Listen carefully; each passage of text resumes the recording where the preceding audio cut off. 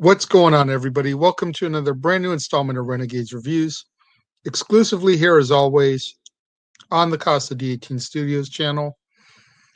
I, of course, am your host, the Renegade JJ Williams, and today I'm going to be discussing from 2008, The Wrestler, starring Mickey Rourke, Marisa Tomei, and Evan Rachel Wood, and featuring appearances from a slew of wrestlers, including, but not limited to, Ernest the Cat Miller, Robbie E, Necro Butcher, the Blue Meanie, Ron Killings, Jay Lethal, and Nigel McGuinness. Today's episode is also going to be rebroadcast, replayed on the Jeff Meacham Network. Thank you very much, Jeff, for allowing us to come in every other week as we do in the non-Dads on Wrestling weeks. Welcome, everybody. Thank you once again for joining me here on another brand new installment of Renegades Reviews. I appreciate you guys tuning in each and every day, those of you, my loyal viewers. It just makes me feel good to know that I have even a small following of people that are always tuning in to see my latest review. Now, prior to WWE pushing WrestleMania back a couple weeks, this was originally supposed to be WrestleMania weekend. You were going to get The Wrestler on Friday, tomorrow's feature, Ready to Rumble on Saturday, and then it was going to be WrestleMania. So I was trying to save the two biggest movies with the most wrestlers for WrestleMania weekend. Unfortunately, WWE kind of screwed that up for me, pushing it back a couple of weeks. But alas, my lineup has not changed. So let's get right down into it, shall we? Our film begins with a montage of posters and media clippings, kind of documenting the rise to fame of Randy the Ram Robinson during the early to mid 80s. Now it's 2008, and he's past his prime. Randy wrestles for various independent wrestling promotions in and around New Jersey on the weekends. And during the day, in the real world, Robin Ramzinski works at a supermarket, where his manager, Wayne, mocks his wrestling background and just constantly demeans him. Randy is also a regular at the local strip club, where over time he's befriended a girl named Cassidy, who's a stripper, and very much like Randy, she's too old to keep doing her job. You know, you figure the exotic dancer industry is primarily dominated by girls in their late teens, barely legal, 18, 19 years old, to their late 20s, 28, 29, maybe even 30. Cassidy, Marisa Tomei's character, is easily in her late 30s to early 40s. So she's way past her prime in the industry she's in as well. Now, after winning a match with Tommy Rotten one weekend, Randy accepts an offer to wrestle his biggest rival, the Ayatollah, at a huge Ring of Honor show to commemorate the 20th anniversary of the original match. Knowing that this rematch could relaunch him back to stardom, Randy begins to intensify his training.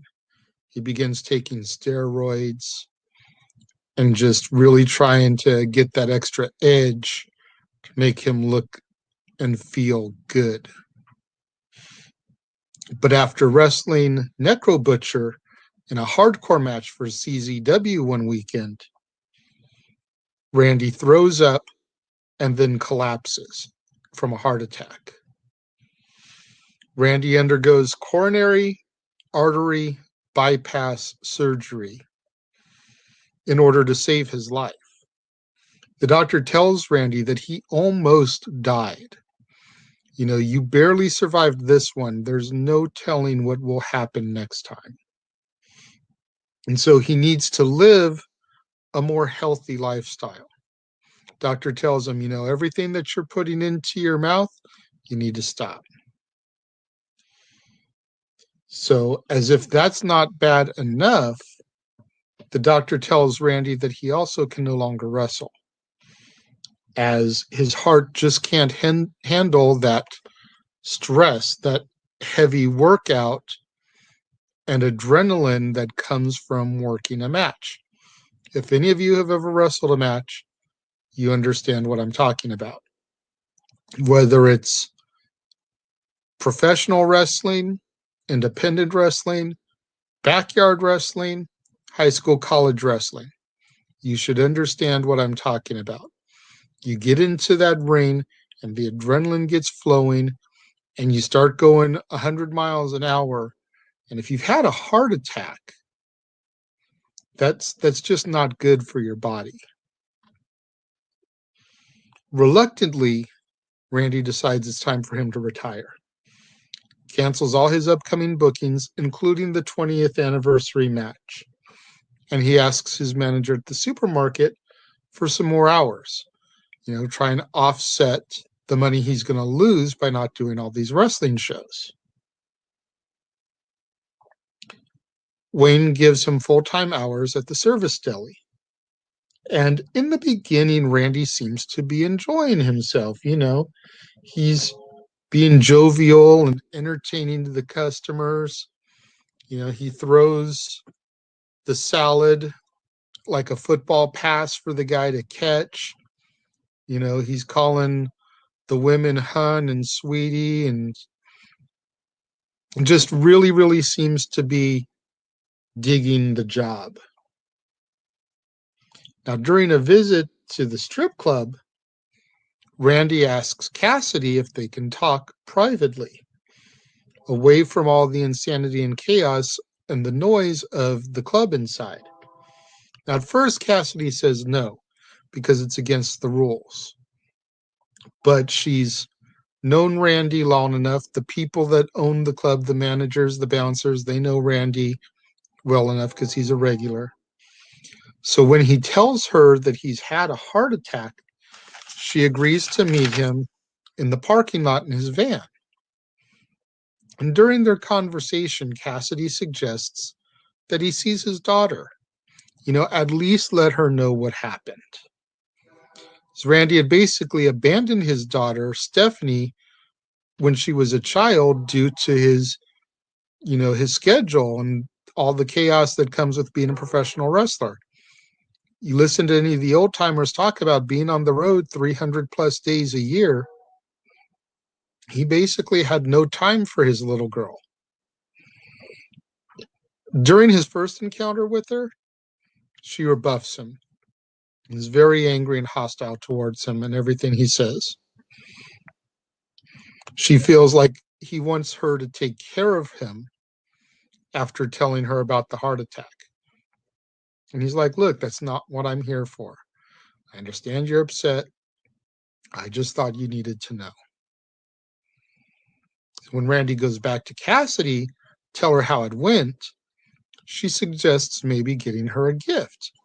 And she suggests a secondhand store that she knows of. Randy asks her to come with him to the store to help him shop, and she hesitates a little bit, but agrees.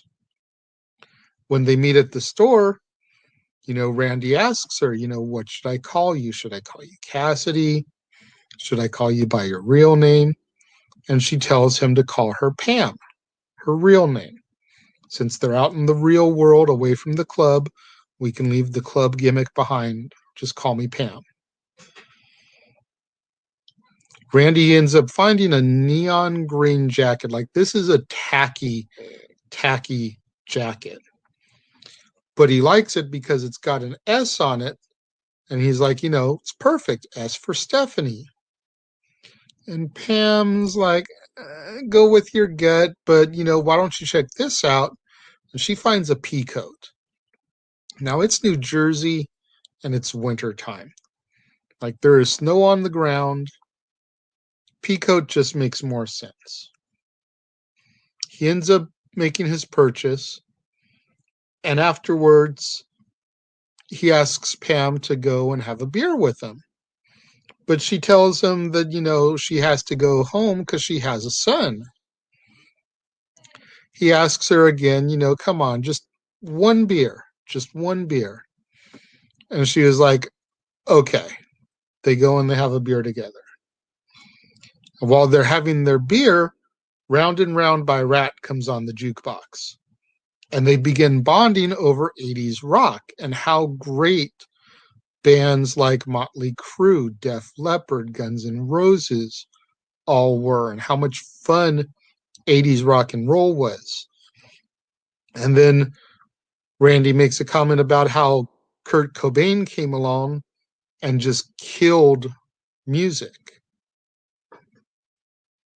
To each their own, some people love Nirvana and the change that they ushered in. Some people say that rock and roll was more fun before the alternative craze took over. What do you guys think? Do you agree with Randy? Leave your thoughts in the comment box. Let me know. Well, as they're bonding over everything, Randy is dancing for Pam, instead of her usually dancing for him. Afterwards, he goes to kiss her. And you watch the scene. At first, she's hesitant, but then she grabs him and they start really making out for a second. And then she pushes him off. And she has a rule about dating her customers. So this is a big no-no for her in her personal book. Even though there's a connection and you can sense the chemistry between the two of them, this is a no-no for her. She doesn't want to break her rules. So Randy goes to see Stephanie again, gives her the gift. First, he gives her the green jacket with the S, the tacky gift. And you can just see it on her face, like she's appreciative of the gift. She doesn't want to be a complete, be about it to her dad. But she looks at it and she even is like chuckling, like, okay, like for real? And he's like, I'm just messing with you. I'm just messing with you. That's not your gift. Hold on. He goes back to his van and he grabs the other gift, which she opens, and it's the pea coat. And she's very caught off guard by the pea coat. She's appreciative, thankful. He tells her, look, it's cold out. It's winter. I want you to stay warm. So they begin to talk for a minute, and Randy wants to spend some time. He feels like the ice is breaking a little bit. Make the move. Can we have a little bit of time together? And at first, she's hesitant. She doesn't know if she can trust her dad. And he's like, I want to take you to our special place. And you got to remember, he left her and basically abandoned her. So she's like, we have a special place. He's like, yeah, I'll take you. You'll remember. He ends up taking her to a beachfront boardwalk in Jersey. And she vaguely remembers little bits and pieces about being there. They keep their bond going. They're reconnecting. And Randy apologizes to her for abandoning her when she was little. They agree to go to dinner. He asks her for Friday night, but she tells him that Saturday would be better. So they agree to dinner that Saturday night. Randy goes to the strip club, thanks Cassidy for the help, but again, she rejects him. And this kind of upsets Randy a little bit. They get to a heated argument. So Randy ends up making her feel like nothing but a cheap stripper. Like, look, you're not going to give me the attention that I feel like I deserve from you, then fine. Here's money, dance for me, shake your butt. Now that makes her feel less than adequate because she thought that she was more than that to him. Randy ends up getting thrown out of the club that night. Now, upset with what's transpired, Randy goes to a wrestling show and he hangs out with some of his old buddies. After the matches, Randy and the guys go to a bar. Randy gets drunk. He ends up meeting a female fan who gives him some cocaine. And then the two have sex in the ladies' room. Randy wakes up the next day in the girl's bed. And he's exhausted by the night's festivities. So when he gets to his place, he crashes and just sleeps all day. When he wakes up, he realizes that he missed dinner with Stephanie. He goes to try to apologize to her, but she tells him that she never wants to see him again. Never. Stay out of my life. Back at the supermarket, Randy gets recognized by a fan.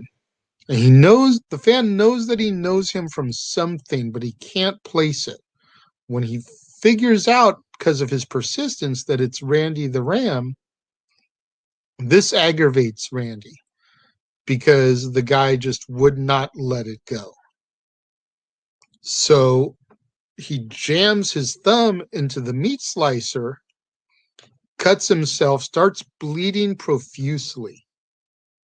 Randy quits on the spot, and then he starts kicking and throwing things across the store, spewing all kinds of venom at Wayne for the way that he treated him over the years.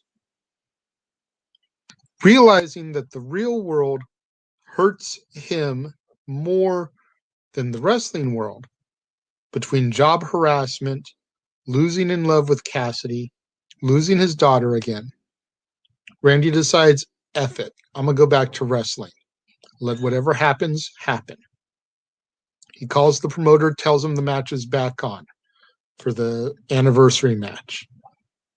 He's able to reconcile with Cassidy just before the big match. And she pleads him not to wrestle because of his heart. She tries telling him, look, I am here for you now. I am here. And while Randy appreciates the concern, he tells her that he belongs in the ring, where he is loved, admired, respected, unlike out in the real world. Randy enters the ring for his special engagement match, 20 years to the date of the original encounter, against the Ayatollah. The sounds of Sweet Child of Mine come over the loudspeakers for Randy's entrance, amplified by the applause and the admiration from the fans in attendance. Before the match begins, Randy addresses the fans, as the Ayatollah kind of looks on. And this is very much a whole break of kayfabe moment in this scene, because even though the Ayatollah is his arch nemesis and a heel, the Ayatollah is being Bob, the real man in this moment, because you can see him smiling, nodding his head in agreement with what Randy's saying, and even like applauding his speech a little bit. Once Randy is done with his speech, boom, the Ayatollah comes in and he attacks Randy from behind. And as the match progresses, Randy begins to feel it in his chest, his pain in the heart, and everything starts to overwhelm him. And the Ayatollah, being a professional, he sees the pain on Randy's face, knows of his condition, tells him, don't worry, I got this. He charges at him and kind of flips over him, almost as if Randy had done a back body from his knees, and tells him to pin him in the match. We've given them enough. They will be satisfied. But Randy refuses. Climbs the turnbuckle to set up his Ram Jam finisher.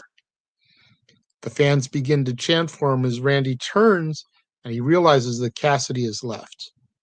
And with tears in his eyes, Randy leaps from the top rope and our film fades to black. I gotta say, I always have loved the way it just goes to black right there. It leaves you wondering what happened. Did he land the move, win the match, and everything was fine? Did he die in the ring as a result of the move? Did he have another heart attack but was able to survive that and recuperate? You don't really know. Based off of what the doctor set up for us, you're pretty much led to believe that the move causes him to die. But we don't know. There's no epilogue. There's a couple seconds of darkness, and then Bruce Springsteen's The Wrestler song kicks on. So you don't know. You're left to draw your own conclusions. And I really loved the way Darren Aronofsky set that up. When it comes to my rating for The Wrestler, 5 out of 5 stars. This is easily one of the best films about wrestling. Mickey Rourke was able to enjoy a resurgence in his career as a result of it. A couple years after this, he had Iron Man 2, which, granted, not the best Iron Man film. Granted, a lot of Whiplash's best stuff, according to Mickey Rourke, was left on the cutting room floor. But just the fact that he was cast as the villain in a major Marvel film just a couple years off of this. The original Expendables came out in 2010 as well, a couple years after this. He's in that. Marisa Tomei enjoyed a resurgence after this film. Again, Marvel. She is Aunt May to Tom Holland's Peter Parker. You can't get much bigger than that. 5 out of 5 stars. What do you guys think of The Wrestler? Let me know. Leave your thoughts in the comment box below as always. Let's get out there on the social media. Hashtag Casa D18 Studios. Hashtag Renegades Reviews. Hashtag Renegade Returns. And of course, the ever popular hashtag Shenanigans. We interrupt this episode of Renegades Reviews for an important announcement about merchandising. Merchandising? What's that? Merchandising. Come, I'll show you. Merchandising, where the real money's made. Make sure you go over to teespring.com/stores/Jeff Meacham Network for all the t-shirts you see here from the West Coast professor, Jeff Meacham himself. You can get shirts for the Jeff Meacham Network, Talk Wrestling, as well as the red and gold Meachamania shirts. And while you're there, don't forget to get your shirts of the Casa D18 Studios Brotherhood, the Dads on Wrestling shirt, the Renegade JJ Williams, Statboy Sports Bar, and the hashtag Statboy Approved shirt. Make sure you go over to teespring.com/stores/Jeff Meacham Network and score your shirts today. Don't forget to do what that commercial just told you. Go out there to teespring.com/stores/Jeff Meacham Network. Get you your official t-shirts of the Jeff Meacham Network, your Talk Wrestling shirts, Meachamania, Jeff Meacham Network logos. Get you your official merchandise for the Casa D18 Studios Brotherhood, your Renegade JJ Williams shirt, Statboy Sports Bar, Dad's Not Always on Wrestling, and so much more. Tomorrow, right here on the Casa D18 Studios, when I bring you another brand new installment of Renegades Reviews. I mentioned it earlier, and it will still happen.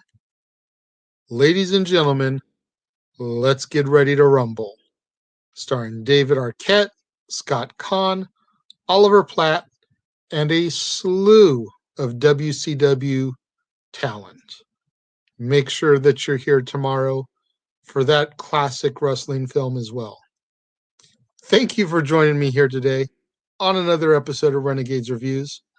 Thank you to the Jeff Meacham Network for allowing the replay of this show, as he does every other Friday in the Dads on Wrestling slot. I appreciate you guys, and I will see you all next time.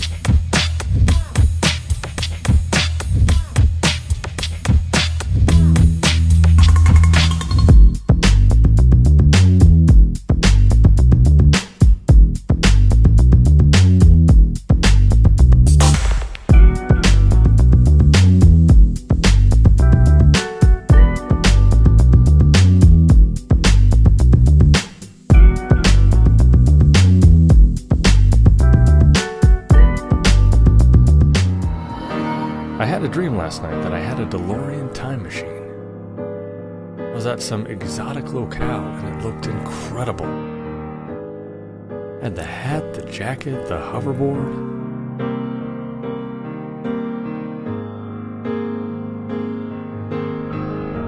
But then I woke up.